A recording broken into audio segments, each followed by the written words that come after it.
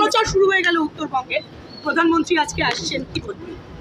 Vote তো আর কয়েক মাস পরে, ভোট প্রচারের বিষয় নয়। প্রধানমন্ত্রী ওখানে আজকে সরকারি উন্নয়নমূলক কাজও করতে আসছেন এবং পশ্চিমবঙ্গকে তিনি প্রচুর ডেভেলপমেন্টের স্কিম কেন্দ্রীয় সরকারের, সেটা তিনি প্রথম ইনগ্রেশন করবেন, ফাউন্ডেশন স্টোন লেইং করবেন, বাংলাকে দিতে আসছেন। ভোট তো ভোটের সময় হবে। অপারেশন সিঁদুরের পর প্রথম বঙ্গ সফর প্রধানমন্ত্রীর এবং চিকেন স্নেক সংলগ্ন আলিপুরদুয়ারকে বেছে নিলেন তিনি, কি বার্তা দেন সেদিকে তো নজর থাকবে। না, সিকিমেও প্রোগ্রাম আছে, সিকিমেও প্রোগ্রাম আছে, এখানেও আছে, আবার পাটনাতেও আছে।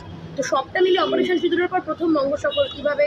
এই জোনে উনি আসছেন, এই রিজন খুব গুরুত্বপূর্ণ ভারতবর্ষের, এবং এখানে যেভাবে বাংলাদেশে অস্থির অবস্থা তৈরি হচ্ছে বা অন্যান্য বিষয়, তাতে ভারত সরকারের তো নজর আছেই।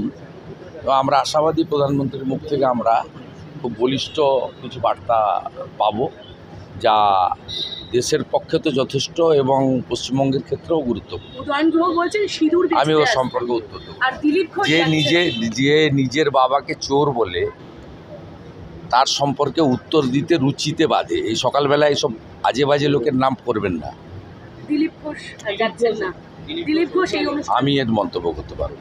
আয়োজক আলিপুরদুয়ার জেলা বিজেপি, তারা বলতে পারবে তারা কাকে ডেকেছে কাকে। বাংলা